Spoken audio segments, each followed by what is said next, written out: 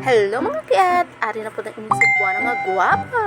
For today's video ay talagang nahihirapan akong mag-isip kung ano ulamin. Buti na lang may naisip ako na may dilata pa pala ako sa bag. Kaya yan, kinuha ko. Yan.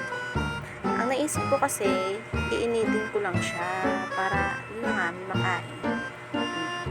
Yan, kaya samahan niyo akong bumaba sa aking second floor. Yan, diba? Dagway, Gwapa ka? Ay, buhay. Ang sarap maging buhay, mahirap. Tres. Yan, kinuha ko na yung isang dilat sa ibabaw ng platuan namin. At yan na nga, ready na akong mag-cooking. Mamajika lang natin yung shrimp. So, yan na nga, initin lang natin para tayo ay makakain na. Diba? Mekos-mekos mo insan. Diba? Yan, nilagay ko na nga ang dilata at i-mekos-mekos natin yan. Hugas muna tayo ng plato at yun na nga, hindi pa nahugasan. Sipag kasi, diba? Pasensya nyo na rin po pala yung paligid namin.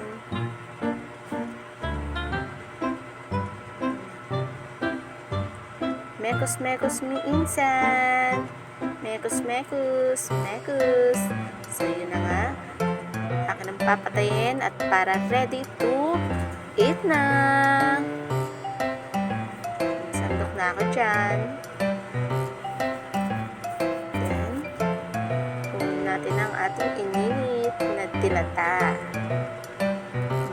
Diba? And to this, charap! O, diba? Parang minuto lang. At-aakit na tayo ulit. Tayo sa ating room. Ang aking Junakis nag-aantay na pala. Tuwang-tuwa yan pag may pagkain na nakikita. Diba? Kain po tayo.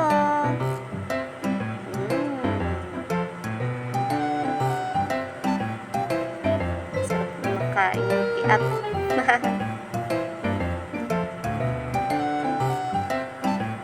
Pasensya nyo na po ako dyan at talagang gutom na po ako dyan.